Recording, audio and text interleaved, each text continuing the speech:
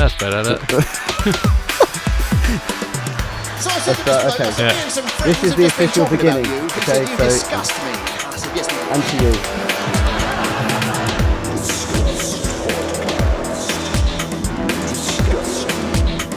See, that sounds like Bert from Trapdoor. Do you? Here's me, yeah. It's me. Do you think you had it in you? Well, I haven't yet, Scott. But it all depends how the podcast. All depends how it goes. Oh, really? Can you say some stuff, and we'll see if we've got enough volume coming in. Hello. Is that all right? It is, but you seem to be much quieter than me. Well, no, you're the audio engineer. I'm the audio engineer, did you say? Audio. Oh, audio. Okay. Let's just turn you up, mate. All right. Say some more stuff. Hello. That sounds better. There you go. Look, you can kind of turn it up or down a lot. Yes, this is really interesting for everybody watching. So yeah, Scott and I have basically been talking already for about an hour.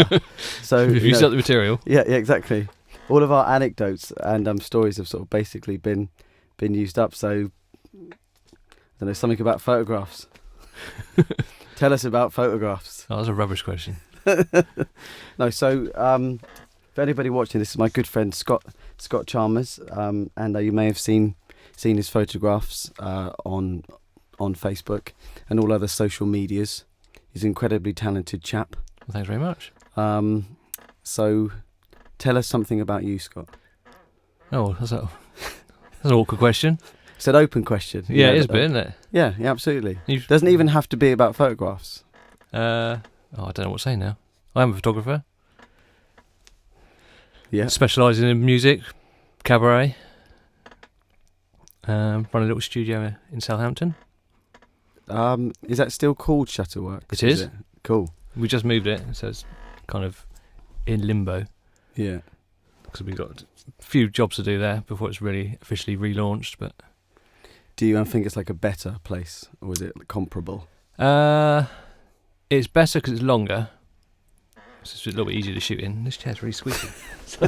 It's okay. It's the worst chair for a recording studio. I think it'll add some interest between our bollocks. I don't mean, sort of comfort. It's a longer room, so it's much easier to shoot in. It's got better facilities, simple things like car parking outside. Yeah, which is amazingly helpful. That's what's great here with Shamrock Key. And what we were saying to the chap over there, often these kind of artistic things are in real, horrible, parts of town, aren't they? Yeah. Yeah, it does feel weird that that I was sort of talking to you over the pop shield. Hi. Put it aside. Yeah, so it's tell me something. Like a coy child who's doing that thing. Yeah. Right. I'm going to move it. So anyone watching, I do think we need a tech guy or something, don't we? We need a tech guy that can do this, so we can just talk. Yeah, so, anybody watching. CVs. Eh? CVs too. Yeah, exactly. We should do a session on that, where we should just sort of talk to people on the CV, just so we can say things like, what's your breaker? No, CV, not CV. Oh, I thought you said CV. 10-4, rubber duck. Breaker on the side. Yeah. What's your 20? I don't know, right next to you, Ben, and the only person that has a CV anymore. Yeah. What were we saying? There was something serious happening. We were talking about... And you ruined it. Car parking in studios. Yeah. Because most studios, they are in really sort of dodgy parts of town, And I think it does actually really help as far as your mindset goes, to be in a nice place and not just be, around just people that are sort of depressed to even kind of be there. Yeah, I suppose, but it's simple logistics. When you bring in, to here, people will be bringing drum kits and guitars and amps, and if you've got to carry it halfway across town because there's no parking, the whole thing falls apart straight away. You've got someone turning up demoralised because they've carried their kit for half a mile. Yeah, exactly. Oh yeah, my back's gone. Yeah, exactly. You got to do 4 hours worth of playing. all the enthusiasm's going to be gone before they even started.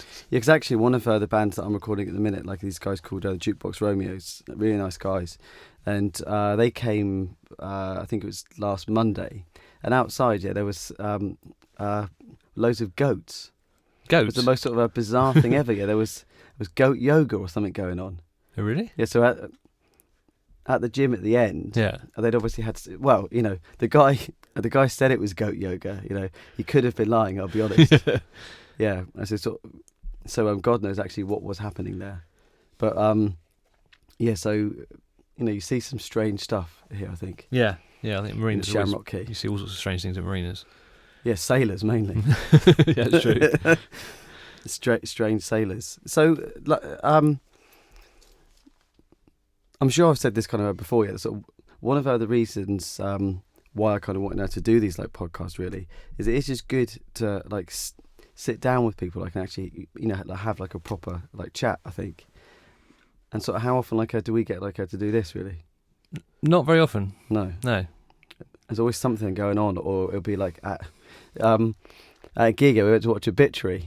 Yeah. And my brother was just there going, "Wah!" He stole the show, didn't he? Yeah. Yeah. It was sort of like sod off like Donald Tardy. I'm watching my brother. Exactly. Yeah.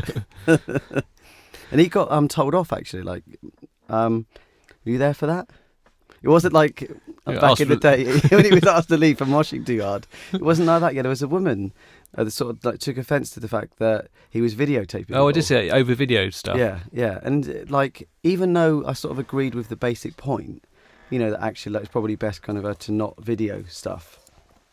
Like I did think, okay, well, why is it your affair, and why are you getting yourself so worked up about it? Yeah, it's a funny one, isn't it? Because people do get offended by lots of video cameras. Yeah, and she was, like, properly offended. Yeah, and it was like, well, he's allowed to do it. Yeah, it's true. He is allowed to do it. And the other thing is he doesn't go to gigs very often, so it was a massive event for him. Yeah. So me and you are at gigs all the time. Yeah. And this is like his first gig in about 10 years. Yeah. So and actually thinking about it, it's a bit of like a come down for him, because obviously, he was at that gig, and I think his next gig was probably mine. He's thinking, oh, okay. Yeah. I think I'll stay for another 10 years. I'll stay for another 10 years. Yeah. But, it was an amazing gig. Like, it was actually. It was one of the best gigs last year, I think. Yeah. And it was so good to like chat to him, Donald, about drumming, because what I said to him, I was 100% true. I used to play that tape over and over again, the end complete. And it was just it was all, it was sort of warped by the end of it. Yeah. I've still got my tape copy of that. Yeah. No, hey, I'll trade you. And now we've got a gift. Like, if you'd like to get the gift out. The gift's not really a gift. Amazon balls up the order, so they sent it's two. It's a gift. I bought it special. Look, everybody. Are there people watching? Shall I go and have a look, or does that break the fourth wall? Oh, no, look on here. Yeah, but if you watch on there, what basically happens is there's like a weird delay, and it's going to freak you out. Oh, is there? Yeah. But look what I've got, everyone. That was really weird. Star Wars. 6. 6 people watching? 6, yeah. Yeah, say hello. Say holla. Holla. Has anyone said anything? Nick Tan's asked why we're wearing headphones. Well, Boolant's replied for us. Amazing. Yeah, so whatever Boolant said, I don't know what he said, Nick, but yeah, that. He's right as well. Yeah. Oh, it's gone off, apparently. It's ridiculous. I can hear myself laughing.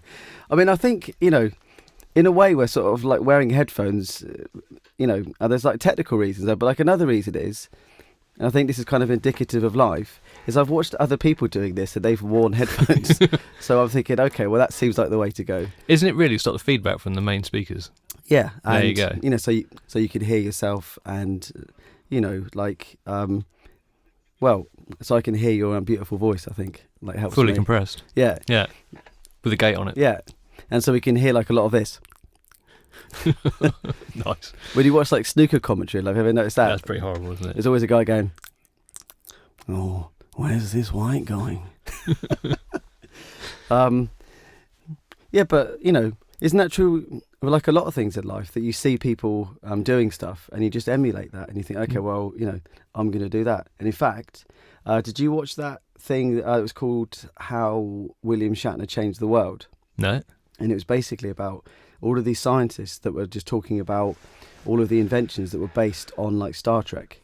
Okay. Yeah, so kind of art in a way actually shaped science, where like people, you know, the first flip phone was basically people trying to sort of, you know, to kind of mimic communicators. Do you think that's a design that's just convenient because it just covers the buttons up? Well, it could be, you know, but I mean, like that's what they were sort of inspired by, was just that Do you think? whole thing. That's what they're saying? Yeah. Like they had an interview like with the guy, you know, I can't remember like who he was. You can Google him, but yeah, and it was called How Star Trek Changed the World. Yeah. And there was a whole thing, how William Shatner did even more hubris stuff for that guy. But yeah, and it was saying, and there was things about kind of warp drive and all this kind of thing, you know, that was actually, it was kind of grounded in sort of science fact. And then, you know, people kind of watched that show and like then they were kind of inspired to do other things. Okay. So maybe, you know, we do that like with music. How about like with photography? Like have you just totally gone, here's what I want to do, or have you seen what other people have done and go, right, I'm going to try that with this? Oh, I don't know. It's quite weird. I've never seen, well, I've seen hardly any other photographers working. Okay. It's quite unusual. Yeah. You calling them lazy? No, it's just... They're like builders on the motorway. Yeah. I never see those bloody photographers working. But you never... It's very rare that on someone else's shoes. So Yeah. I've never seen many photographers. Is that still like going? Is that... Sounds like it, yeah. Let's Yeah. go with that. See, I don't really know what other people do. Yeah. I mean, again, now people do Facebook Live. You can see Yeah. different ways of doing things, but... Yeah. I mean, I guess what they do is, like, you know, hold a camera like thusly and, you know, like do that. Yeah.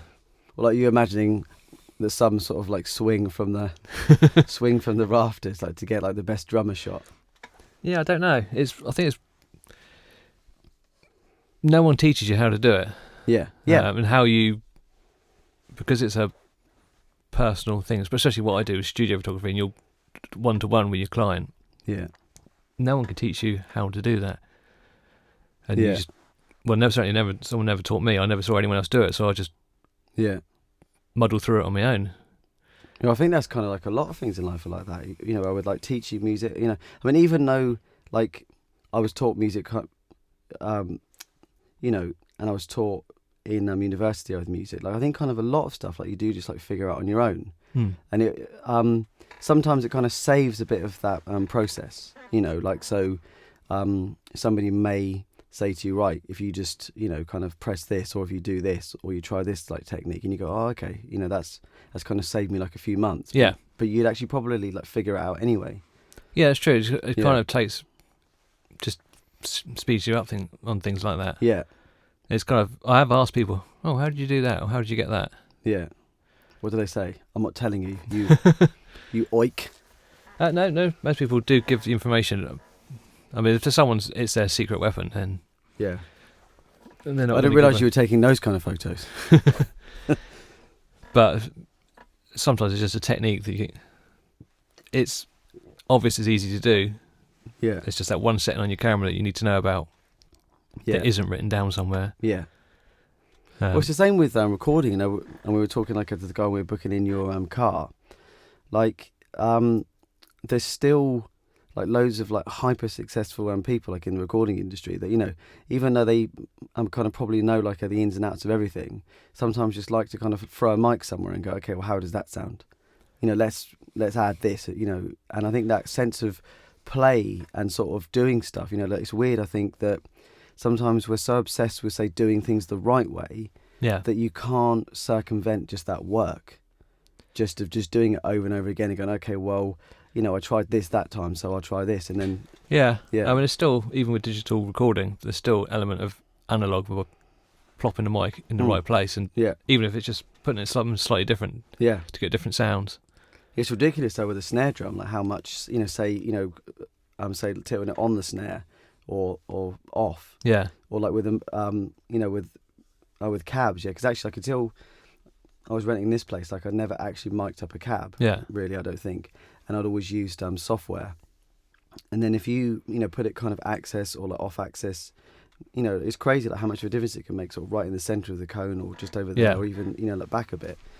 And because all that stuff, and it might be wrong for sort of the one song you're working on, but if you've sort of technically made a mistake on one project, then you kind of go, oh, like I really liked that sound, so I'll like do it on that. Have you ever done that with photography, where you screw something up and go, but actually for him or her, like that? Yeah, and not screw something up, but I try and find something new every time I do a shoot. Yeah. So but don't ever screw up. No, I think it's more a case of, oh, that's worked. Well, just a little experiment, sort of by moving the light somewhere. Yeah. Realising you could use that again for something, and then sort of just involving your style based on that. Yeah. I do try and, on every single shoot, just try something a little bit different, even if it's just light placement or using different colours. Do you ever get overwhelmed like by the amount of choices there are? No, because I tend to stick with the same things. Yeah, so you're sort of like much better at that. Like, remember when we did that video for Ed and Al? Yeah. And you did like the colour correction at the end? Yeah. Like, for me it was almost like, how deep is this hole? Well, yeah, you can go on forever and ever and ever. Like you sort of change this, and it's like, some days, like, because I guess, again, it's sort of the same like with the mix, like how do you know when you're finished? Yeah. It's really like tough to know sometimes, isn't it? To go, right, this is the end point. Yeah, and you can tinker with things for years. And yeah. Well, that was my first EP. It was sort of 10 years in the making. Yeah. And the second one now, so what, it was 2014, so, it's like 3 years. Is it finished? The second one. No. Is it finished? Is it balls? I mean, it'll probably get finished if I just like book a gig again. Well, book a gig then. Again. Yeah. You were offered a gig earlier. That's true, yeah, like from the pub like down there. Well, it wasn't sort of directly. She said if I knew anybody that did their own songs and threw in some covers. I was thinking, who could do that? Who do I know like that? Actually, if Johnny Moody's watching, like I did actually recommend him. He was there. He saw that. Yeah. I just thought that his sense of fun and play would go down well. Yes. Yes. As would Nick, like if he's still watching, or we've not annoyed him. I don't know. Like with the headphone. Have a look. It's a guy. It's like get down to. I think it's called the Cove. It's in Shamrock Key. Anybody that wants to, have a gig. Oh, apparently we've got to watch our language. Who said that? That was the current Mr. Chalmers. Oh, she can sod off. Yeah. Yeah. I was expecting him to stand up for you, Jeannie, but no, he didn't. No, my daughter's watching as well. Okay, sorry, Flo. And Jevon's watching as well. The Jevers.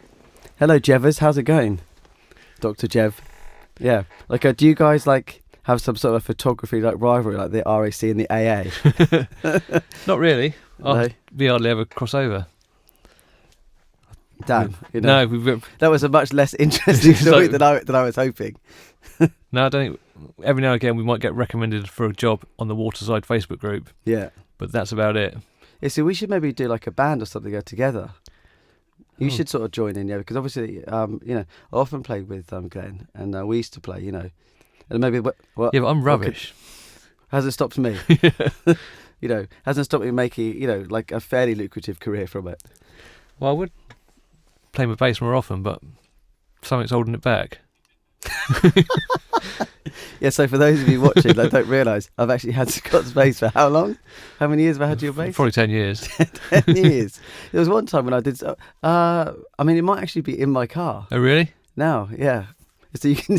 The car with the window open. Yeah, exactly. That's my whole ploy with this podcast. Oh, is that what it is? Yeah. Yeah. Somebody took your bass, Scott. I can't find it. I can't give it back anymore. But it's in like good nick. I think it's a lovely sounding bass, I have to say. £200 bass guitar, whatever it was. Mate, it sounds superb, I think. It's a Yamaha. Yeah. It's a tip for you kids. It was £200 bass. Doesn't weigh anything. Yeah.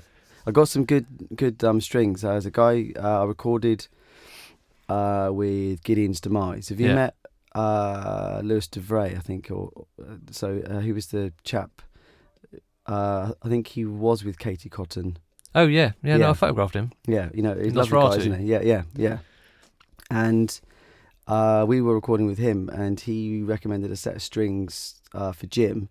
Okay. And they're really kind of heavy, like steel gauge strings. Yeah. And I got like the same pair. It was a revelation. Yeah. Yeah, like the sound, it's just, it's really got that bass kind of sound that you're after. You've left that one again, haven't you? Like, Have I? Yeah. Yeah. I can hear sort of a past us. Oh. Having a really boring conversation. No. Oh. Glenn says hello. Hello, Glendala. Flo got bored and was waffled off. Okay. And apparently I'm a legend. Thanks, Glenn. All right. Glenn's all right. Yeah. And what am I? Just, Yeah, average. Yeah. I don't even get that. Weirdly, I'm okay with it. Yeah. So it's such as my low self-esteem. I'm like, yeah, whatever. Just glad people are watching. Exactly. Yeah. There's 6. Is there 6? 6 regulars. It was 6. Is it going up and down? Let's go have a look. He's obsessive with social media. People say it's like kids. That 5. We've lost 1. 5. So right, let's put it down. Put it down, Scott. So, what about like getting older? How is that? Is it something that's like bothered you or Not really. Don't feel old. Yeah. Other than my back hurts a lot. Yeah. There's some days I sort of wake up, and I do think, is that pain permanent? Yeah. But, my back hurts at the moment. I don't know why, but I don't feel old. Yeah, I don't either. And it, it's so weird. And actually, kind of why it's nice like having you on. There's obviously kind of like we've known each other like since we were like 5 or something crazy. I was probably 6, so that would have made you 4. Okay. Also made me a liar. Yeah. Well, because it would have been after my first year at high school. Yeah. Because I was in the same class as Rich. Yeah. How was he at school? Well, pretty much the same as he is now, to be honest. Terrifying. Too hyperactive for his own good.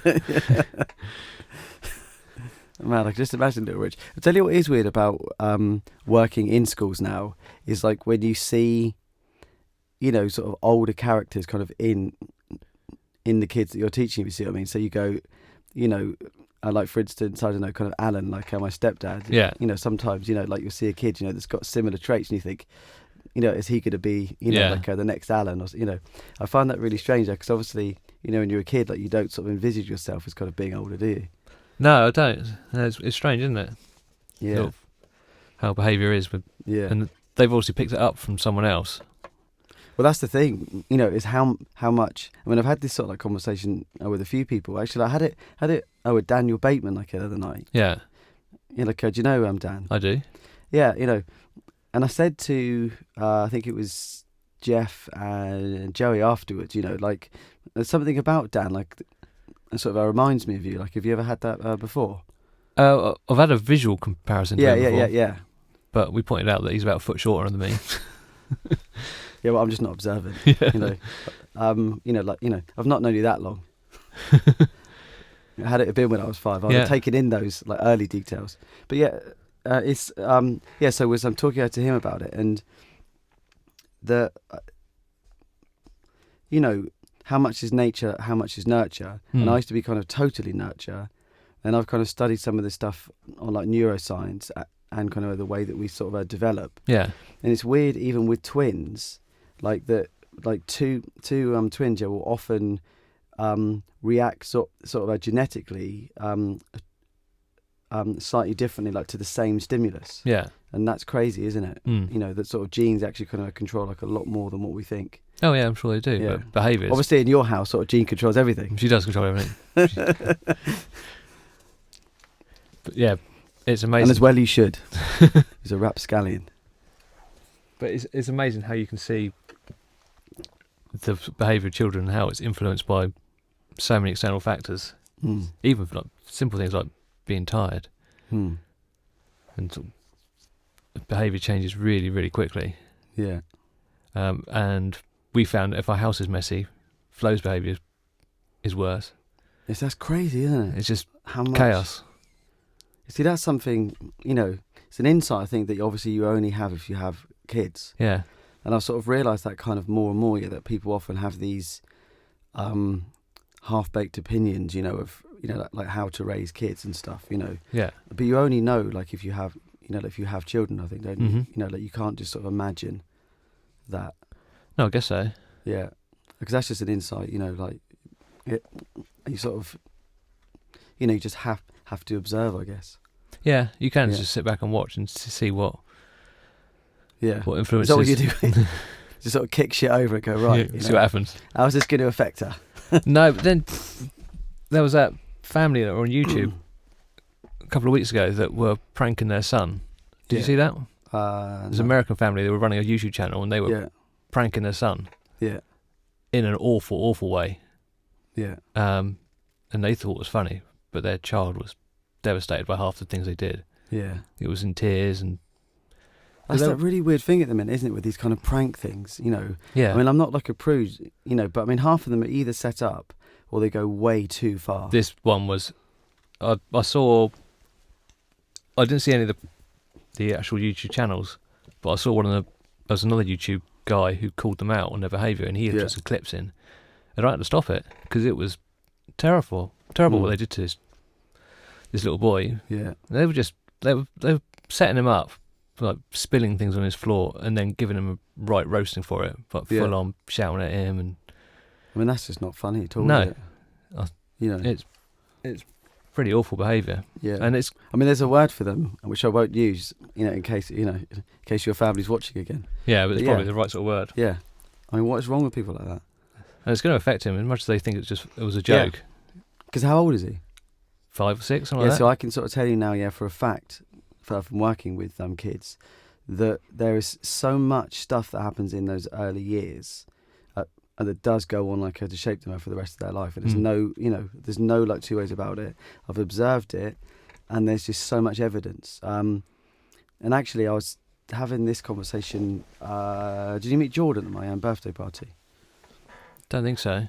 Yeah, so I was having a conversation with him, and it's weird, because it often happens, that I sort of think I've just had this kind of half-baked sort of stupid idea, and then he'll actually, I will sort of properly read stuff, and go, oh, actually, yes, I read about this in a book, and I'll be like, yeah, I just thought it was some, sort of crazy thought I had on the loo maybe or something. But one of them was about that. I was actually thinking about like people's behaviour, and I was thinking, is there something about us that is almost like just the sort of like kid us, and that gets sort of like encapsulated, within like the subconscious, and then it sort of governs like the whole way that we behave for the rest of our life. And apparently, there is some evidence, like that happens. Yeah. And there's so much of our kind of like subconscious programming that is underneath almost all of our choices. It comes from those parts of our brains, and we're not actually in charge of those decisions. Okay. Yeah. And those things like fears, insecurities, and all those kind of things, they get shaped in those early years. And if you don't kind of address them, in a way, your whole sort of like choice structure is almost governed by like a kid version of you, unless you actually, open yourself up to it and then try to reshape that like subconscious programming. And so if you've had, kind of stuff like that, he's going to have hideous like trust issues of people close to him. Yeah, probably. Yeah. Yeah. He's going to have a lot of love for fellow YouTubers though, because it's like, this guy saved me. Yeah, I suppose. Yeah. It's quite serious, that wasn't it? Yeah, it was. Yeah, sorry. Yes, let's lighten it up. Yeah. So, something else I wanted to talk to you about that I think is cool is, obviously, we actually started playing music together, didn't we? We did. Yes, we did. Yes, we did. Yes, we did. And like, it's cool that our kind of lives, how they've sort of shaped out, I think, which is what's cool about having like long-term friends. Yeah. Because even though they haven't gone in the exact way that we had planned, they are still kind of in that same area, aren't they? Yeah, and they do keep coming together as well. Yeah. One of us does get Your to... battery's going. Oh, it's okay. One of us does get to, photograph, sort of like semi-naked, men and ladies, which is, I guess is a perk of the job. No? No, not really. No, it's kind of that's an awkward one to go down. Most of my clients are cabaret performers. Okay. Hope I haven't opened up a can of worms. No, it's I meant it flippantly. Yeah. But the trouble is there are photographers who think that is the perk of the job. Okay. There's some pretty sleazy people out there. It's probably why I'm not a photographer. But yeah, there are. We're getting all serious again. There are some pretty horrible photographers out there, and you can go on to. You're always bringing us down, Scott. Yeah, sorry about that. I'm trying to turn it into like a carry-on. Yeah. Yeah. You're trying to turn it into panorama. Yeah. The cool perk of my job is photographing music. Yeah. That's. Well, it's amazing that you've met like Zach Wilde and. Yeah, he's bonkers. Is he? Yeah. That doesn't come across at all. But you expect him to be like serious and gruff, and yeah. But he's not. He's just hyper. Well, I don't sort of like, I can't imagine that guy practicing. Like, he must have practiced his ass off. I think he does practice a lot. Yeah. But then he's playing, he's constantly on tour. Yeah. But, when you see him, it's the same with Dimebag. Yeah. It's like, I just almost can't imagine him ever just kind of sitting down and practicing. Yeah. Because he was just such a whirlwind of, like, energy. But, yeah, he must have done. He must have spent, years. Yeah, I think I'm sure I've seen something. He learned to play banjo or use banjo techniques, which influences his way he plays guitar solos. Is Zach or Dimebag? Zach. Yeah. So I've definitely seen practice riffs, and he's always doing stuff on YouTube and stuff like that. But for someone who's always on tour or always recording, that is practice on its own, isn't it? Yeah, yeah, and sometimes that's the thing that some students don't have, I suppose. And I kind of wonder if I have it some days, but it's that really strong work ethic. And I imagine that the real kind of practice to get those kind of chops to that level probably happens sort of early on, and then just the constant sort of touring and playing and sort of gigging keeps that all ticking over. So then they can kind of just stop and party and stuff. But actually, saying that, I was talking about this to a lovely young fella called Matt Perriment. Don't know him. He's a really lovely guy, and he's a singer, and he just did a tour with Josh. That I play with Josh. He's another lovely guy, and he was saying that when they were on tour, it was really calm. They were having kind of tea every night. In his mind, he was kind of thinking it was going to be sort of party all the time. Yeah. But if you're a singer, it is different. And I've realised that kind of from singing, and that's probably, when I damaged my voice. Yeah. Because I kind of didn't sort of stop those kind of things. Yeah. Yeah. Well, singers do have to look after their voice, especially if they're sort of got a full range that they need to look after. Well, it's like Sebastian Bach. Do you remember that video, Oh Say Can You Scream? Yeah. And it had that kind of backstage footage of them all. Yeah. And they were all kind of partying, weren't they? And every night, he had an hour of vocal warm-ups. Yeah. But if you see him now, he still has an amazing voice. Yeah. And sort of loads of those guys from those bands have lost it, totally. And everyone just says, "Oh, it's age," but it doesn't have to be. It's like David Coverdale. I've heard he's still got an amazing range. Yeah. And there's a guy that does YouTube videos called Ken Tamplin. Have you seen him? No. Yeah, you should check him out. I sort of love his kind of conviction. He just opens up a kind of video going, "Yeah," something. You think, okay. Do you do vocal warm-ups? No. You probably should. There's loads of stuff that I say, even when that woman offered me the gig, I'd just been sort of talking to her about self-belief, hadn't I? Yeah. And then when she was kind of talking about it, I was thinking, well, I won't put myself forward. Yeah, I think you should put yourself forward. Why have I got to be such a hypocrite, Scott? Yeah. And why have you got to point it out to the 6 people watching? But yeah, you should do vocal warm-ups, especially as you did lose your voice for, a year?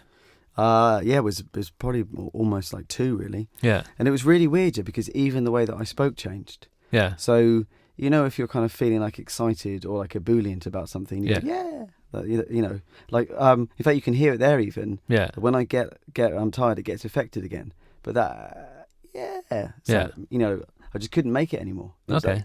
So have you lost the top end of your register? Yeah. And, even when I was laughing, I sort of, if I'm really laughing, it's like some sort of banshee is being attacked. Yeah. And,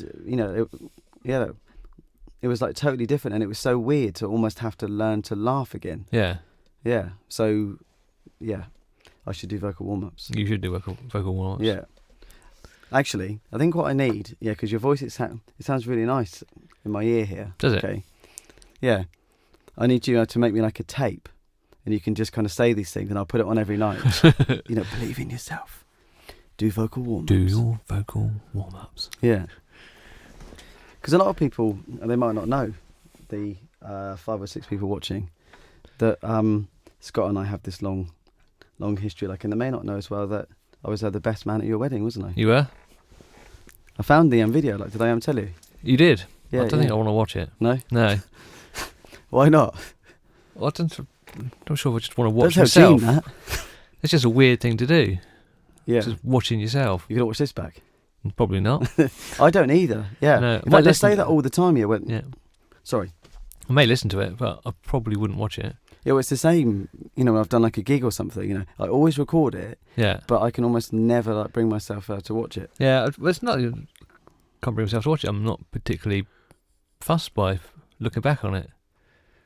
So to live in the moment. Yeah, pretty much. Yeah. Well, that's why I kind of wanted to do the live bit of it. Yeah. Because I was almost tempted to leave the the shit intro. I just think sometimes you just have to kind of go with what happens, and I think sort of the more you do stuff like that, then it's almost the more control you have in the moment. Yeah. And I think all of us we so try to sort of control everything that actually we almost get kind of scared of just sort of being in the moment. Yeah. And I think it can sort of shape your whole life, so if you just embrace that, more and more, it's almost, I've heard sort of martial artists talk about it, where they can kind of see what's going to happen. Yeah. And I think that does happen. It happens with music loads, where almost, I wouldn't say it goes into slow motion, but you're more in control in that moment rather than it being a subconscious thing. Yeah. Yeah, it's definitely it's spontaneity, isn't it? Yeah. And all sorts of things come from it. Yeah. I do that in a little studio if I can. Just try a new idea and see what comes of it. If it doesn't work, you can just move on to something else. Yeah, because what's the worst that happens? We're also, scared of, people finding out stuff. Yeah. And it's people going, yeah, right. Or if you make a mistake, nobody cares. And in fact, I've said that to students before, that if you fail in front of people that you care about enough times, it almost doesn't have any power anymore. Yeah. Because I guess some people are more scared of failing in front of strangers. I think I'm probably more scared of failing in front of people that I care about. I think that's probably more true for most people, that they're scared of failing in front of people that know them. Yeah, yeah. And, but if you do that, and you realise that, it doesn't change their perception of you. Yeah. Because I think all of us probably feel a little bit like the wizard behind the curtain. Yeah, I suppose. Where you have this, which social media, accentuates. Yeah. Yeah, because everybody tries to put out this image, of who they are, I suppose. Mm-hmm. But then, we're just the sort of wizard kind of behind it. Yeah. Just, overweight. Person like that going, yeah. Have you ever caught up sight of yourself? Have you got a laptop? I've got a laptop. Yes, I've got one of the MacBooks with the glass thing on it, and I've sat there sometimes in bed, with it kind of here, sort of double chin like this, as I'm, and I kind of catch a glimpse of myself in the reflection. I think, my God, what's become of me? Why are you taking your laptop to bed? Or something, I get lonely. And it has USB ports. No, don't you ever watch things in bed? Yeah, well, we've got TV in our room. Netflix and chill with my bear boo boo. We've got TV in our bedroom. Yeah. So. I suppose technically I have, because I've got a studio flat. Yeah. Yeah. So I've got a kitchen in my bedroom and a door to the toilet. But yeah, we do watch stuff in bed. Yeah. Yeah. No reflections though. No. No. See, yeah, you need to get a mirror, and just kind of catch yourself and go. He needs to get a mirror. Of course he's got a mirror. It's Scott Chalmers we're talking about. He's probably got some kind of 3D sort of mirror projection or something on the... No? No. Oh, okay. No. Yet again. No, yeah, again, got it wrong. Anecdote ruined. Just have a bedroom plastered. It looks lovely. Actually, I've seen the pictures. It does look pretty amazing. Yeah, it's good. Yeah. When you rent, there's only kind of so much you can do with it. Yeah, I suppose. Yeah, so taking a laptop, it's the only alternative. But you can still have a TV. I've got one in the lounge, but I don't actually have it kind of connected. So it's only Netflix. Kind of. That's all we watch. Okay. because I have sort of found myself saying to people, well, I don't have a TV. Yeah. And I realised, well, actually, that's an empty statement yet, because I still watch enough TV programmes. Yeah. I just don't watch it. Well, we had Netflix and iPlayer alone on our main TV for years. Yeah. You have to have a licence now for iPlayer now, don't you? Yeah, exactly. As soon as we got the licence for iPlayer, as soon as we had to have a licence, we got an aerial put in. And, well, wasn't really worth the effort, I don't think. No. The only person who uses the TV is Flo, watching children's BBC. Yeah. Other than that, we tend to watch Netflix or iPlayer. Yeah. Tell us what it's like being a father, Scott. It's great. Yeah? Yeah, it's great fun. Like, I've sort of got to that point where, like, I kind of think if I'm going to do it, it will have to be soon. Yeah. Because, like at 40, it's like, Is that... I mean, I know that you still can. Yeah. But part of me thinks if you get older, it's maybe a little bit selfish because, like if you're going to be, kind of 70 when they're 10. Yeah. Yeah, we'll get in the park, have a kickabout. Yeah, I suppose that's a bit strange, isn't it? Yeah. People do it, though. Yeah, well, people also, rape and murder, Scott. Yeah, I suppose. So that's not a reason to do stuff. No. Yeah, well, they do it. A guy in Parkhurst does it. Yeah. No, but, I mean, I do think, you should think about how it's going to affect them. And I was having this conversation earlier on, like Joe, actually, that sometimes when I have, like, conversations with people, that have, like, had kids, that they sometimes seem really strangely unprepared for it. Yeah. And I think, well, I don't have them, but it wouldn't be a shock to me how hard it is and also how much of a responsibility it is. Yeah. And also the fact that they are going to grow up. Mm-hmm. Like it seems a lot of people see the kid bit as the main bit. Yeah. Whereas that's just the warm-up, if you think about it. Pretty much, yeah. It's like sort of like getting excited about, only like the qualifying rounds of a sporting event. Yeah. And, I just made a sporting reference. 2. Yeah. Yeah. 2 in one day. I'll quit there. But like, do you know what I mean? Sort of the main bit. Yeah. It's like the adult life, and I think that it almost seems. But again, I don't have kids, so if I did, maybe I would change, and I, would find those same things. Yeah, I don't know. I suppose with adult life, but then when they're adults, they're less dependent, aren't they? Yeah. Don't know. Do you feel less? So I want to get to that stage. Yeah. With kids, if I could have one and just sort of, give it to someone like until they're about 20. Yeah. And I go, I mean, pleased to meet you. Yeah. I mean, up till about 5, they're 100%. Yeah. Wholly dependent on you. Well, Flo certainly was. Yeah. I mean, she's an only child, so not only were our parents, we were our friends as well. Yeah. And she's only just started going out, sort of playing with friends in the area. Yeah. It's kind of a strange one, but yeah. They are solely dependent on you. But she's amazing though, Flo. Like she's super bright, isn't she? I guess so. Yeah, I don't know. It's difficult to gauge. Well, I don't know if I told you this yet, but I can remember because obviously, I work in the same school as Scott's daughter goes to, and I was photocopying something, and I overheard a couple of teachers talking, I think kind of she'd been off for a little bit. She was ill. I think it was maybe last year. Yeah. So obviously, when kids are off, they sort of worry, they're going to miss stuff. Yeah. And I heard the teacher go, well, let's face it, sort of Flo could probably miss half the year and she'd still be all right. That's pretty cool, isn't it? Yeah. Yeah. Yeah. So that's and obviously sort of they didn't know that I was listening, I knew you, And I don't normally, go around sort of telling stories of things over here, but that's a good one. Yeah. We're aware that she's bright, but because she's our only child, you don't know how bright she is when you compare it to other people. Yeah. And sort of, we don't know levels. Jean will know it more, being an ex-teacher herself. Yeah. But for me, she's just Flo. Yeah. I guess that's a good way of looking at it because, even if maybe on a scale, of being, kind of academically smart or not, it doesn't really matter. If we all just kind of took people for who they were. Yeah. It's like that quote, everyone's a genius, but if you judge a fish by its ability to climb a tree or spend its Didn't you life do this in the last one? You probably. can't keep wheeling it out. Well, the thing is, there's several themes, that are kind of really interesting to me, and also like I'm writing a book on that subject. Yeah.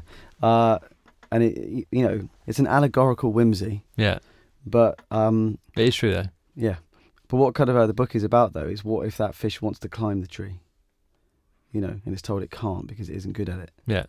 And there's been kind of a lot of things in my life, that I thought, okay, well, maybe I can't do that like naturally, but yeah, I'm going to do it anyway. So yeah, the problem with that is it physically impossible to do? Is it though? Is it? Scott? Well, I don't know. If you sort of tell them it is, that's going to be, I mean, it's like, say, we're kind of doing, say, like comedy, doing this, doing, even teaching, we'll say like having a history of, say, like having a stammer. Yeah. Like they are things that maybe like people probably thought, like I couldn't do. Mm-hmm. And I think that any time I've had that, and when I started singing it, because when I started singing, I'm aware it was really, really rubbish, and because I've got the recordings of it, Yeah. And I'm not saying that it's amazing now, but like, if I'd have listened to what people said, and there were people that said, oh, maybe you should stick to the drums, or something, and and that just makes me think, well, so actually I think. Sometimes, yes, it's good to sort of like do the things maybe you're naturally good at. Yeah. But other times, being naturally good at something doesn't mean you're great at it. No. If you've got a natural talent for music, you're not instantly picking up a guitar and being a virtuoso, are you? You've still got to learn. Yeah. You've still got to practice. Yeah. It's just you've got this natural inclination to pick it up. True. And I mean, it's been proven that hard work can often trump like natural ability. Yeah. And I think that the two, if you've got natural ability and a really solid work ethic, that's when you get to the, really, like high achievers, the real sort of genius level at stuff. Yeah. But you can still be, really good, because I mean, how many sort of successful bands, say like Coldplay or something, he's not like the best singer or the best piano player in the world. No. But you don't have to be.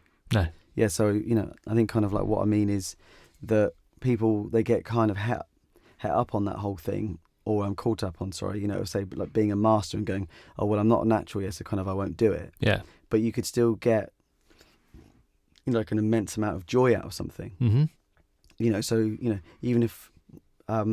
you're like never going to be like an amazing piano player. There's people like that have arms missing. I saw a guy like the other day that plays with his feet. Yeah. So I mean that's that it's mental, isn't it? Mm. That actually he almost had everything kind of stand in his way. Yeah. And if you were to sort of compare him, to maybe like a really great like classical pianist that plays with with his hands. Yeah. Maybe he'd be, I don't know, faster or sort of better. But the other person is still amazing, mm-hmm. and they get like an immense amount of joy out of it. I think we should kind of focus on that more than, if you're going to be like the best in the world. Yeah, it's difficult as a best. I mean, you can be a top concert pianist playing in some of the best orchestras in the world. Yeah. But you might not be a good songwriter. True. You might be unhappy. Yeah, well, yeah, you might be unhappy, but like you say about going back to Coldplay, he may not be the best singer, the best piano player, but he does write good tunes. Yeah, absolutely. Yeah. I'm not a particularly big Coldplay fan, but get out. But you can't say that. You can't knock the guy for having a go. Well, exactly, but you can't rubbish him for saying he can't write music. Yeah, because it's quite obvious that he's doing all right at it. Yeah, exactly. He's done okay. We'll give him a pass. Yeah. But. Like, do you know what I mean, though?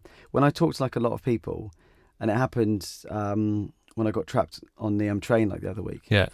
And I was chatting to this guy, and that was his argument, kind of, for not doing music, is he was saying, that he just didn't have a gift, like, and you have to have a gift for it. Right. And I can sort of categorically say that is absolute nonsense. Mm-hmm. Now, maybe to be, one of these kind of top, like, people, you have to have that as well. Yeah. But that shouldn't stop people from just trying and just, going as far maybe like as their genetics can take them, like, and also being surprised at how far they can. And it, you know, it is honestly, it's hard work. Yeah. And actually, kind of like what you said earlier on, you know, you don't just like sit down and you can play. Exactly. You have to still put years of practice in. Yeah. And there's some kids, there's some students I had, like for instance Charlie, like have you met Charlie? Don't think so. So like you know, he was an amazing drummer, and I almost feel that I didn't really sort of like do much, you know, and he was my student. I was almost just there to go, okay, well, you could try this. Yeah. But he'd have probably like figured it out on his own. Was that more of a confidence boost?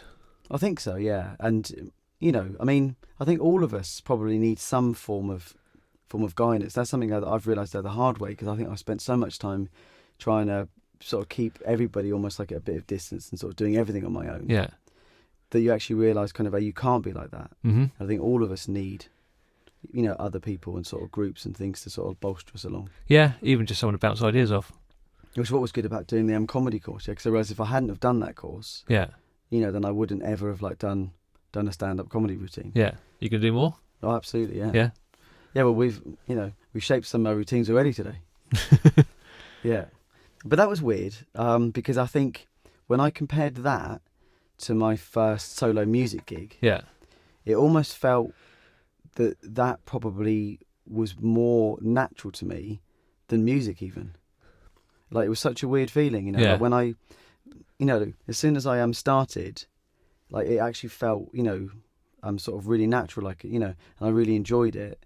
And, you know, I got some claps and stuff, and it was, you know, I did kind of my first solo gig, you know, I'm sure there was that sort of pity clap, you know, where, and, so,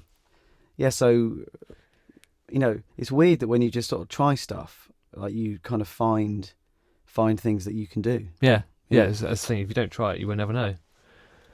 Yeah, like I do have like a bit about that, but you know, you know, I don't know if I should share it. Is Flo still listening? It is sort of 3 PM, isn't it? Or whatever. Yeah. Okay. Yeah, it's about yoga. I'll tell you off air. Okay.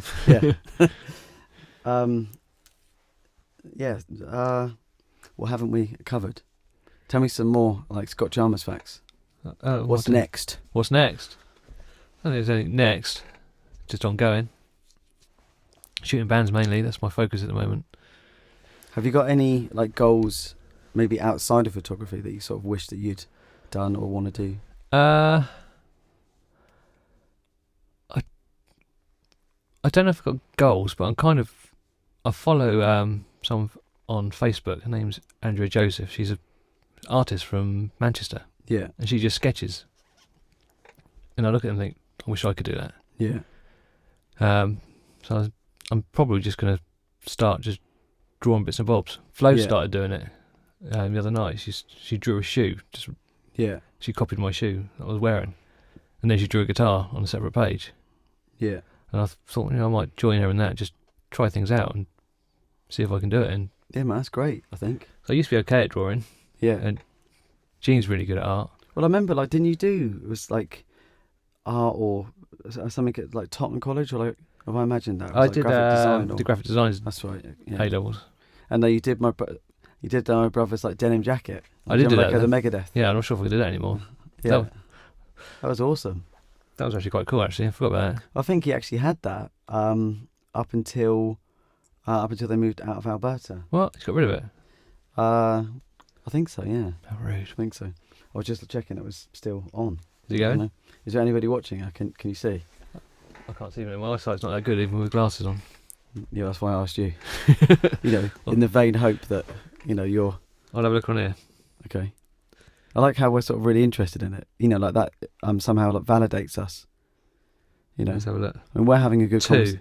See, we're having a good conversation, Scott. So you know, it shouldn't matter whether other people are watching. Yeah. Is there any comments? Just Jean.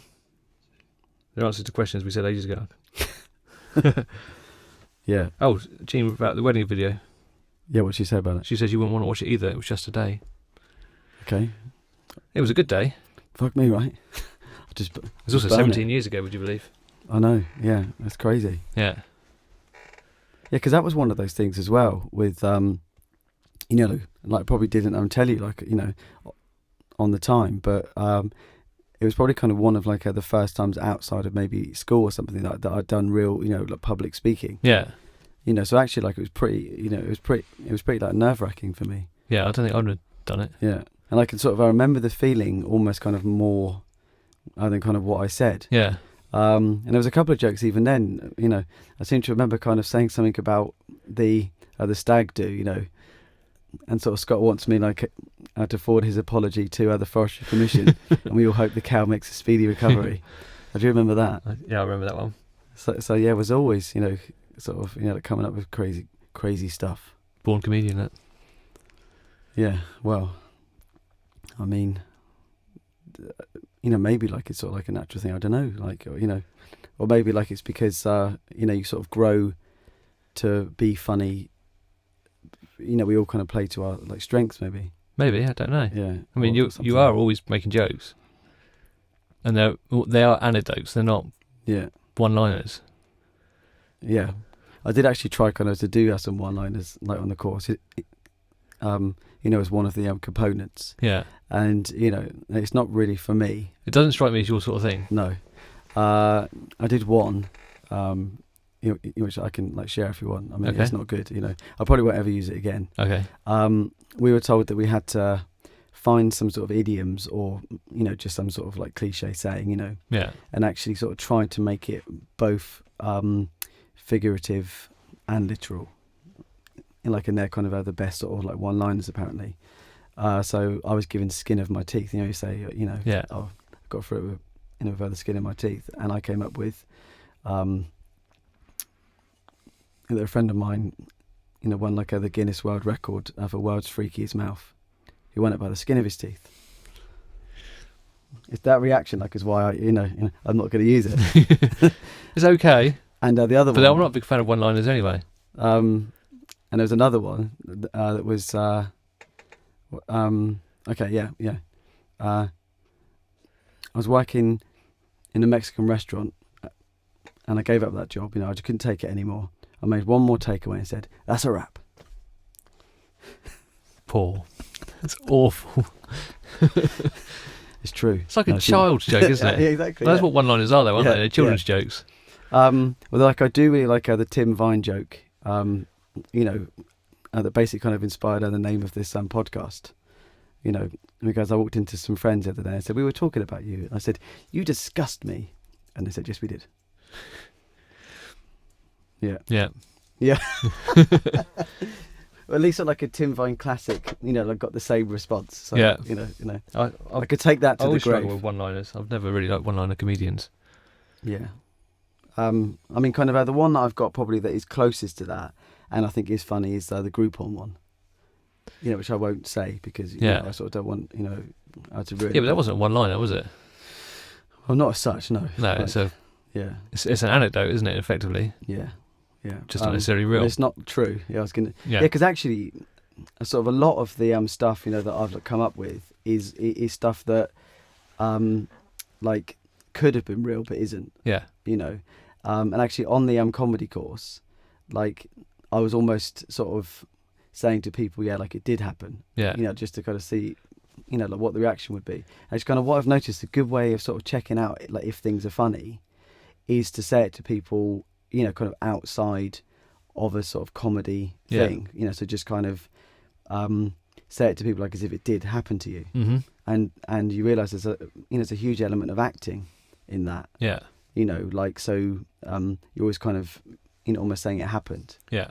You know, like kind of the yoga one that, you know, I'm share with you, you know, off air, is it's kind of two things that sort of happened, you know, but sort of put like into like a routine. Right. Yeah, you know, about sort of the differences between men and women, but you know, like it's taking sort of pockets of truth, I think. Yeah. And then, you know, which I'm sure, you know, all comedians do. Oh, yeah, I'm sure they do. Yeah. Yeah. Yeah. And just trying to see the sort of like funny side in it.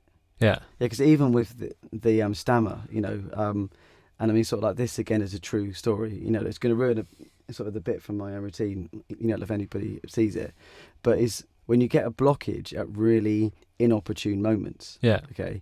You know, and again, sort of, this is a true one. I went down to Cornwall to see a friend, and I met his fiance, and I hadn't ever met her. Yeah. So it was kind of the first time, and I was like staying overnight. And like, the phrase, "I'm going to eat you out of house and home." Yeah. Okay. So I was in her kitchen, and I basically, I basically said, "I'm looking forward to eating you out," and then stopped there. Yeah. And like how awkward. So to make kind of matters worse, when you get a blockage, you start kind of doing this like that. So essentially, I said to her, "I'm looking forward to eating you out." So, I'm going to turn sort of that into like a bit of the routine. Yeah. I think, yeah. And there's been others, where you sort of stop like at really awkward moments. Yeah. Like I once sort of like said to my boss, that I kind of wanted to say that I was going to enter her into this competition. Yeah. But I said, "Oh, I really want to enter you," and then kind of got a blockage there. Yeah. And it's just too kind of like long a pause to sort of back away from. Yeah. Yeah. Have you got any routines I can nick? No, I'm rubbish at comedy. Hmm. Sorry. I can never remember jokes. Next subject.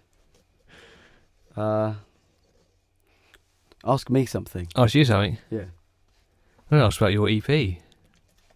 How much have you done of it? Have you done any of it? Yeah, I have. It's probably about 70% done. Yeah. Yeah, and the problem is I'd almost finished it, and all that stuff with my voice happened. Yeah. And I think because certain bits have changed in my voice now, that I think there's a fear of kind of going, right, I'm going to do kind of these songs, and it's going to be the finished product now. Yeah. Because some of the new songs I've written since, that I don't want to put on the second EP. Right. And I think, kind of maybe sort of what you're getting from this conversation, because I'm quite obstinate, I've realised. Yeah. And if I kind of want to do something, I just do it. Mm-hmm. And even if other people say, "Oh, you should do this," I think, well, no, I'm going to do this. Yeah. So I've kind of written songs since that probably kind of work with my voice better now as it is. Yeah. But because I had an idea of what I wanted the second EP to do, it's still going to be that. Yeah. And I'm not going to change that. Have you recorded the vocals already for it? So I've got the guide vocals for it. Right. And weirdly, the guide vocals were pretty good. Yeah. So when I've sort of compared it to the vocals that I've recorded, now I can hear that they're not as good as I want them to be. Right. And that's probably what stopped me from doing it. Can you get to what it was? I think so. Yeah. Yeah. Yeah. It's just if I was to play it to you, you'd probably go, well, sounds the same. Yeah. But it's probably just some weird kind of mental thing. Maybe. Yeah. Going back to what you're saying, is give yourself a deadline and stop fiddling with it, perhaps. My mum said that to me when I was a lad. But if you listen to it and you want to just tweak this or tweak that, but you've already said you think the vocals are good already. Yeah. Are you just delaying it? Probably. Because if you're writing your material, which will probably end up being a third EP, you're just queuing them all up, aren't you? Yeah. It's really weird. And that's what I was saying to you earlier on about kind of asking about it's sort of getting older and stuff. Yeah. If it's something that bothers you, or if it's something that you've just naturally, sort of gone along with. Well, we have to, don't we? Anyway. Yeah, it's a lot of choice in it. Yeah, but I think one of the things that I've kind of started thinking about is that life doesn't pan out as you kind of thought it would. Mm-hmm. I think I realised, which I probably said to you kind of before, I didn't plan anything after 36 really, because kind of my dad dying at that age. Right. Yeah. And I think sort of subconsciously it kind of programmed me to not really think of life after that point. Yeah. So I sort of lived the way I did and kind of made the choices I made because I think I had just assumed I wasn't going to get past that point. Yeah. And then when I did, when I turned 37, it was this really kind of weird age of going, okay, well, maybe I will have a future then. Yeah. So, and you kind of look back to where you kind of thought you were going to be, Mm-hmm. and then sort of where you are, and I'm not saying it's a problem, I really enjoy teaching and everything, Yeah. and I've kind of really enjoyed, doing this comedy stuff, and also, this acting course that I'm doing now. It's been sort of really good fun, and I think I am somebody that just needs to be, sort of constantly kind of trying like new things. Mm-hmm. But when it comes, to sort of music and everything, I think you probably always assumed that you'd maybe be somewhere like at a certain point. Yeah. So one of the hard things, with sort of releasing music and sort of recording and stuff is, what's the end goal? Yeah.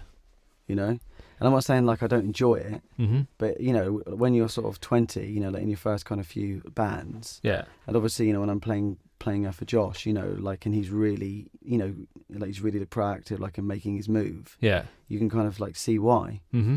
But you think, well, it's maybe a sort of a defeatist thing to say, but like there probably won't be some huge end goal now. Yeah. So it is. I wouldn't say it's coping with a loss, but you do have to cope with that path that you thought I was going to be there, kind of maybe not being. Yeah. Yeah. So that's weird, I think. Yeah, I guess so. Yeah. Does it matter though? That's the real thing. I don't think it does really. No. But like it's just a weird thing to sort of comprehend. I mean, I sent a message to John actually ages ago, John Tufnell. Yeah. Because again, I was kind of curious, like, where his mind was. Yeah. And also kind of, so friends that are sort of like similar-ish age. Mm-hmm. Like, I think it's kind of really interesting, that we're so open about these. Yeah. Kind of, thoughts and feelings. Yeah. So, what was your end goal then? Do you Well, I think? guess like you kind of think Be a successful musician. And yeah, you're going to get signed and you're going to be playing, sort of Wembley and. Does anyone get signed in anywhere nowadays? I mean, they Other do, than but yeah, it's pretty rare, isn't The it? lucky It's like, few that get yeah. snapped up by Sony or whatever. Yeah, because I guess it's a double-edged sword. Like, the good thing is, you can kind of get music out there now. Yeah. Without any, middleman. Yeah, you can do anything, and Yeah. you can put it on Spotify. Yeah. And be out there. Yeah. Without having. I'm on Spotify. Mike Vaughan Music. Board the Rocket Ship EP. Scott Chalmers Photography.co.uk. Thanks very much. That's all right. I just, plug for us both there. But yeah, I mean, loads of people I work with, musicians, they self-release stuff now. Yeah. I think anyone can release music at any time. You can do one song at a time. Yeah. Yeah, but it is dichotomous, is it not? I don't know what that means. Well, so, it's like a double-edged sword. So on one side it's great. Yeah. But on the other, there's so much out there. Yeah. That, it's hard to, to kind of push yourself above everybody. Yeah, but that's always been the case, though, isn't it? Yeah, Much as actually right. It's easy to get your music out there now. Yeah. I think 25 years ago, Yeah. there might not have been so much competition, but you still couldn't get your stuff out there. Yeah. Okay, do you remember Tomb? I do remember too. I found, I think Dan had sent over Manumission ages ago. Yeah. Yeah. And I found it, and I played it like to Rich recently. Terrible production, isn't it? Yeah. That was 40 quid wasted. Well, like, remember, slow. But yeah. So like the whole thing with kind of recording and releasing, it's when you're in a band, I suppose there's other people, to sort of spur you on. But I think when you're doing it on your own, there are times you think, have I got the energy for this? Yeah. And if you kind of organise a gig and you have to go through that whole thing of, kind of getting people there. Yeah. And I think it's something that, like, because obviously, you sort of don't want to sort of dampen kind of other people's ambitions. Mm-hmm. So I always try to be kind of really sort of positive about it. But like, I think it's only something that you understand when you've been doing that for a long time. Yeah. Just when you sort of like get on the merry-go-round again, you think, oh God, I remember this. Yeah. And you've got that feeling, of having done it so many times. Yeah. And it is hard, isn't it? Sort of trying to get people to kind of give a shit. Yeah, really is. Yeah. I think musicians have it worse at the moment. Just getting people to come to a gig, especially if you're just starting out. Yeah. Getting sort of more than just your family there. Yeah. And filling up even a small venue. Because I guess that's what's good though with social media though, isn't it? Like if you look at, did you see that guy that did Everyone Wants to Rule the World on the Hammered Dulcimer? No. So it was this really kind of viral video. It had, like 60 million views or something. Yeah. And sometimes your whole kind of a trajectory can change with one viral video. Mm-hmm. And I had done a course with this lady that's called Carrie Cole, and she does, sort of like music mentoring, and it was about, sort of social media, kind of like presence, and sort of promoting yourself. And this guy did it as well, okay. And I remember him, because it was such sort of like a strange instrument. And I think, when I went to his page, he had kind of similar to me about, sort of 300-400 likes or something. And then, I kind of saw this video and I was like, man, it's that guy. Yeah. Okay. And now he's got, I don't know how many thousands. And this, the video was viewed, like 60 million times. Yeah. And it was much for the fact that he's just like a family man. Yeah. And he's got, like in the video, like he's got like a raccoon. It sort of comes in the family, like he's sort of playing with a raccoon, and they've got, like the kids in the garden, and it's just like a regular like family man. Yeah. And that's kind of changed his life, just that one video. Mm-hmm. Yeah. How many people get a viral video though for something like that? It's so hard to. I mean, yeah, I'd agree, but it's probably easier to get that than to get signed now. Probably. Yeah. But then not many people are getting signed, really, are they? Well, I'm just going to go and steal a raccoon. Balls to it. Yeah, because like when I did that bloody blue Christmas video. Yeah. It's the most viewed thing that I've ever done. Well, it's unique, isn't it? I think it's standing out, isn't it? Well, I certainly looked unique in it, yeah. And so I think I'm going to try to use comedy more. Yeah. And actually, when I did like Sean's video, did you see like the drum video I did for Sean McGowan's?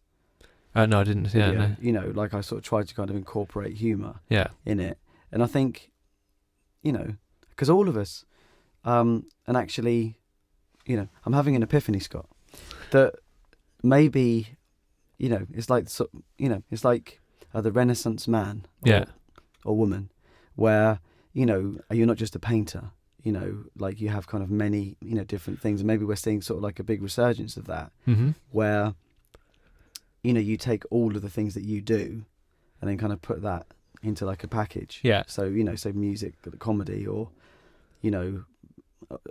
a sort of photograph skills, or sort of audio visual skills, Yeah. and then you put all of that into one package. Yeah. And then just sell it to the world. Well, a few people do that, don't they? Yeah, and go, why doesn't everyone else think I'm as great as I think I am?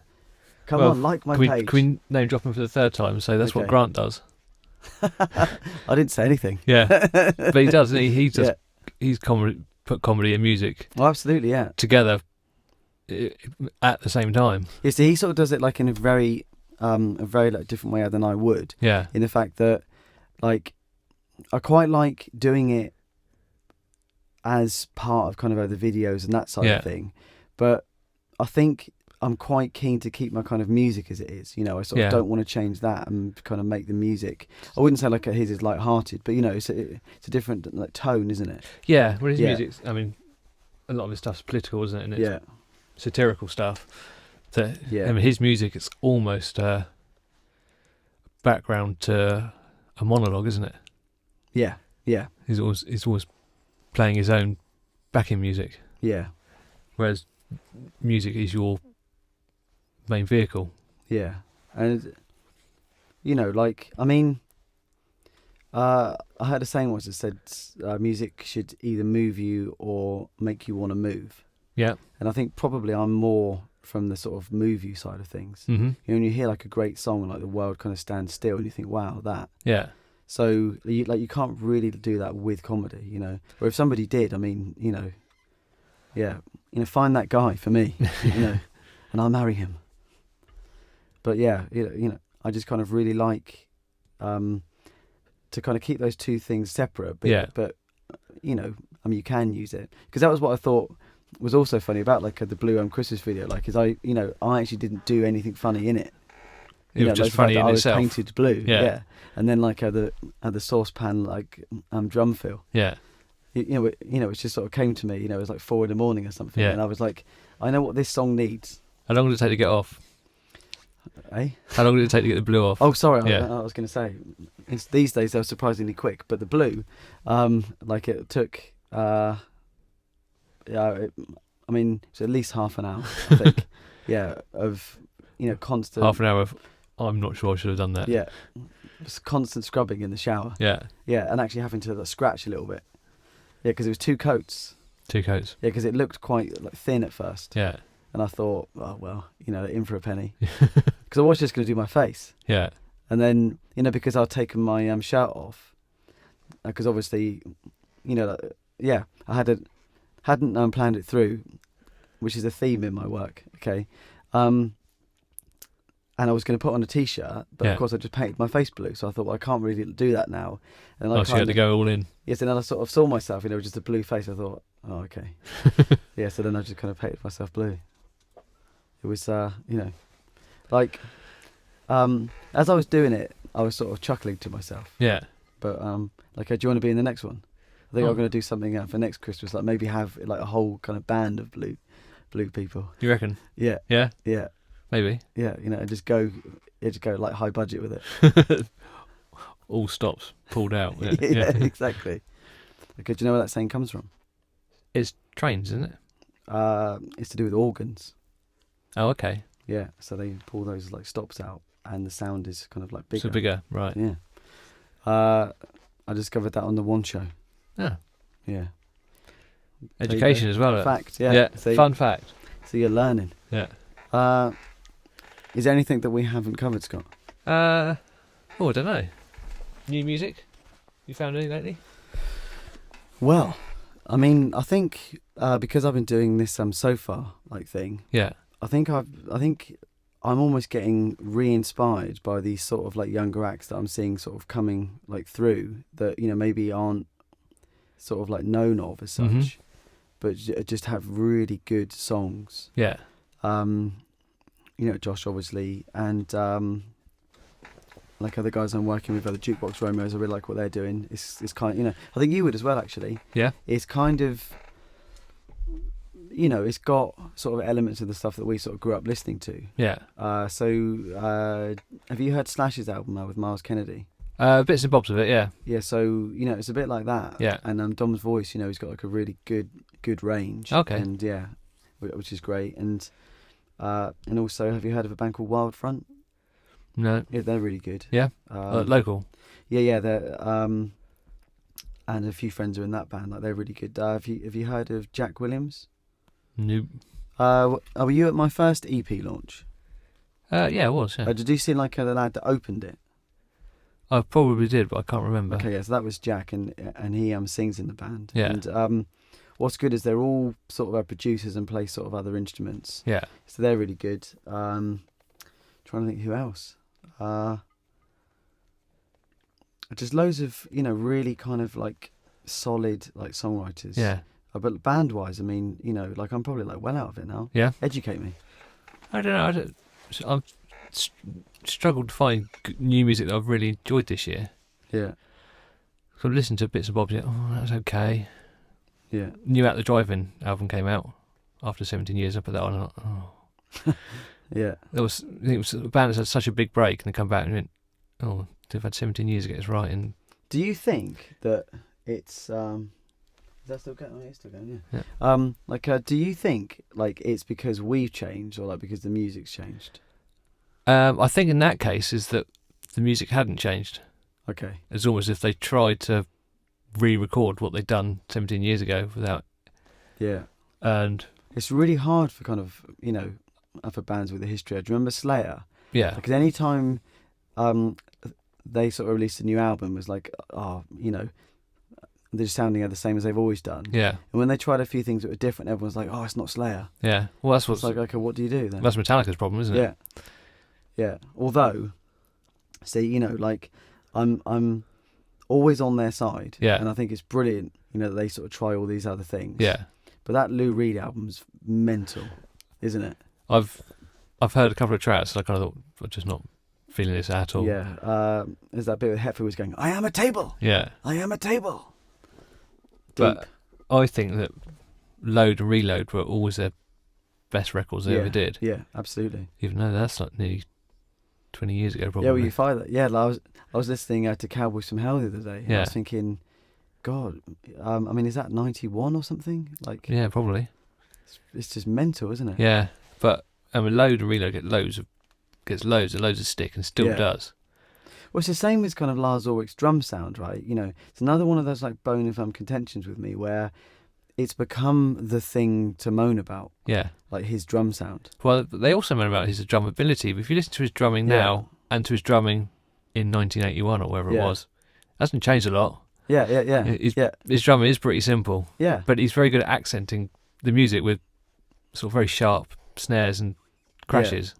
Yeah, it's like people sort of expect some real crazy sort of drastic change. Yeah, I mean the trouble with Metallica is they're very old school, but modern music has moved on so much more. Like the level of ability from so many new metal bands far outweighs what Metallica produce in sort of terms of technical ability. Yeah. Let me say they're technically better, but also, I mean, sorry, I'm sort of, standing on my lead. Who you are as a person in the band surely is more than what instrument you like play. Yeah. And it's weird that people sort of like limit them to that. So, people go, oh, he's not like the best drummer in the world, right? But what he, as a collective, though they wouldn't sound like how they do if Lars wasn't in the band. Yeah. And if you watch that film's like Some Kind of Monster, where they went through all that like therapy and stuff. Have you seen that? Yep. Like if he hadn't have been the sort of driving force he was, there wouldn't even be a band anymore. Mm-hmm. I don't think. And so it's so weird that people sort of like limit, kind of their view sort of like just to what they do in the band. Yeah. As far as an instrument goes, I mean, sorry. Mm-hmm. They don't realise that, just that kind of synergy that exists between 4 or 5 people in a band is actually really important. Yeah, I think if they changed drummers, then they would sound different. And that's what's happened to Sled, isn't it? They changed drummers, and you can tell the difference. Yeah, absolutely. You see, I was always one of the ones that preferred Bostaff, though. Yeah. I know I'm outvoted, because for me, technically, he's a much better drummer. Yeah. Maybe he didn't have the same sound, but yeah, I was a big Bostaff fan. Mm. Yeah. But as people just hang on to nostalgia almost. Yeah. People complain about Metallica not sounding like Master of Puppets. I mean, that was, what, 1986? I know, yeah. They're not going to sound the same, are they? But I mean, I think that says kind of more about them. And there's this weird thing, there is a saying about it that says about, sort of not accepting change and kind of new sort of cultural developments, but like, it's so weird. And this has always seemed like an odd thing to me where people moaned about how their parents were to them, and how their parents, kind of hated like their music. Yeah. And they don't realise that all they're doing like is just repeating the same pattern. Yeah. And they think, but it's different, because our generation is different. Yeah. But like they thought the same thing. Mm-hmm. And it's like those people like are pretty much going to become the thing they hated. Yeah. And I think actually that there, there's some amazing music out there at the minute. Yeah. And we had sort of like a joking conversation about it on Radio 1. Do you remember that? Yeah. On Facebook once. Where I sort of said something about, like how it was they were, speaking a language that I didn't understand or something. Yeah. But I mean, you made kind of, the perfectly valid point, that there is amazing music out there, Yeah.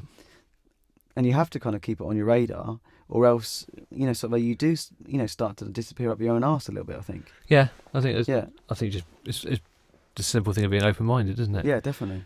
And not hanging on to something that's so old and expecting to get the same thing over and over. You might as well, if you want Master of Puppets, pop on Master of Puppets. Yeah, exactly. Yeah. You've got it, you know, on tape and on CD, and on 8-track or something in your hip. If you don't like the new one, that's fine. Yeah, you don't have to buy it. Yeah, and isn't it weird that people seem more kind of vocal about things that they don't like? Yeah. Oh, I don't like this, but and actually, sort of the thing that always annoys me is when you see people saying stuff like, "Oh, there's no good music out there these days." Yeah, and it honestly, like, it just annoys me so much. I think it's harder to find stand out stuff just because there's too much choice. Yeah, that's what we were saying earlier on. I guess, but like, I mean, I think what we have to do more is we have to give stuff a chance more. Yeah. Like, do you remember the days when we'd go over to HMV like on a Saturday? Yeah. And we would kind of buy, a tape. Yeah. And it was like we didn't know what it was. Yeah. And I bought Mr. Bungle, if you like remember rightly. Mm-hmm. And like I was obsessed with that tape. Yeah. It was mental. And I bought it because I think it got like 10 out of 10 in Metal Hammer. Yeah. And I thought, okay, I'm going to buy that. Yeah. And I did. And, like at first I was like, do I like this? I don't know. But then, but I mean, I wouldn't do that now probably. No, I don't think I would buy something based on its cover. Yeah. Because you'd probably go onto Spotify and look it up first and see what you think. And almost researching every single purchase you do. Do we not give stuff enough time, Scott Chalmers? Probably. Yeah. Some albums take a few goes to get into. Yeah. Some albums I really don't get into it at all, but I feel that I'm like a grower as far as personality goes. I'm not like Ed Sheeran. I'm more Rufus Wainwright. Yeah. I find Rufus stuff quite challenging. Yeah. Well. Yeah. It's a pretty point of, and I've always struggled to get into him. And I think it's his vocal style it's very unusual. Yeah. And actually, I played him out to Colin. Like, if I explained Colin to you, no. So he's one of my drum students, and I think he's got to be about 70 now. Yeah. And I just kind of love him. He's a really lovely guy, and he plays in his church band. Yeah. And every year at Christmas, I sort of like go to his carol concert, and I watch him, kind of drumming, And every now and again, he'll sort of clock me in the audience, and when he sees me, like he'll be playing, I don't know, "Come All You Faithful," and he'll just do this kind of outrageous drum fill, And I'm going to get him to do a stick trick. I tried this year, and he didn't, But like if he actually, does a stick trick at a Christmas carol, sort of Tommy Lee, like that, I could just die. Hang him from the ceiling and upside down. Yeah, exactly. Yeah, sort of come out into the audience. Yeah, but so I played him some Rufus. Yeah, and he didn't like his voice at all. No, almost instantly he was like, "Oh no." It's a difficult one, isn't it? Because it's, I don't know, is it vibrato he uses a lot? Yeah, and it's just because lots of people say that his kind of tone is a little bit similar to Tom York. Right. And I think when he goes like higher up, I can sort of see that a bit, but I don't kind of really. I don't think I would ever compare him to Tom York. Yeah. So and I think it's because he often sings in a lower range, so it's like a baritone voice. Yeah. And I think maybe I got sort of inspired by him at first, because when I started singing, and I was trying to find songs that I could do. Yeah. Because it was a slightly kind of like lower range. Yeah. I found I could do his songs. Mm-hmm.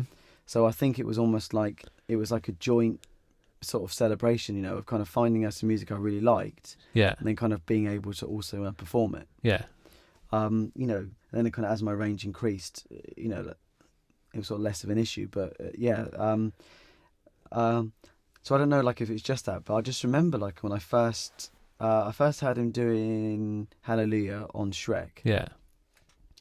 And I really liked it. So I then sort of put him into like Google, I think, or into iTunes maybe. Yeah. And I heard this song that's called "Oh What a World," and I hadn't ever seen the guy. Yeah.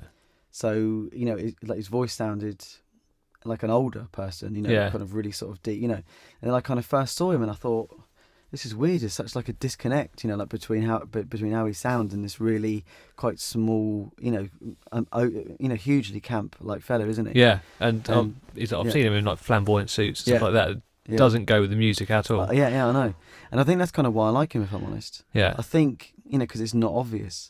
I know that sounds like really pretentious. Yeah, but it's like I just like people that their kind of personality is really kind of important, so like if you like Rufus Wainwright, like you don't just like his music, I think there's something about him you really like.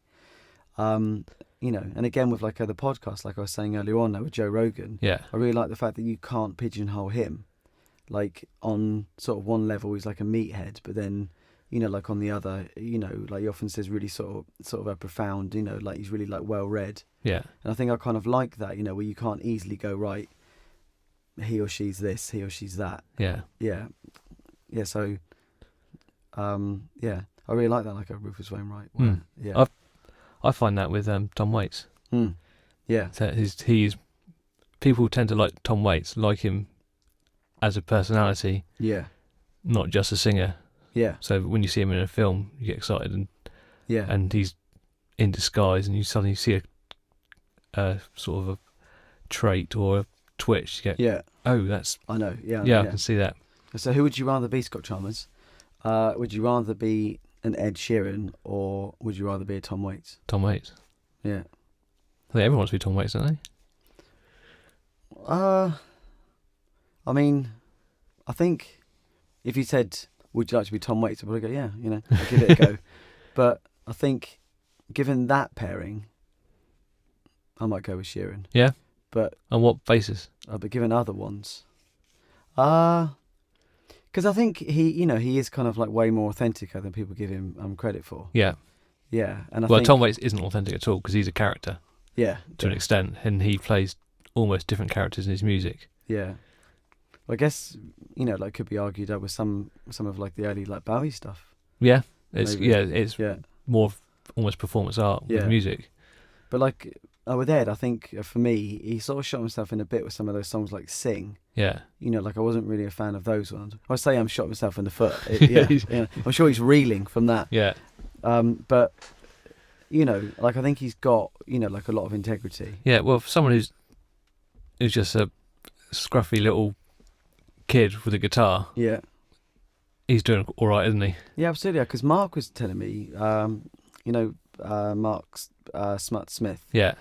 That because obviously he knows Mike really well, doesn't he? Passenger. And and so I think when Passenger first went out on tour, or maybe went out on tour in Australia, he took Ed as his support slot. Yeah. So it was kind of Passenger was the sort of draw. Yeah. And then you had this kind of like young lad with him. Yeah. And I think like that's when like a friendship started, and it's really nice like when he when Ed was then kind of selling out like Wembley, like he then got like Passenger in to kind of support for him. So I think like it must be crazy to have had that sort of a trajectory. Yeah.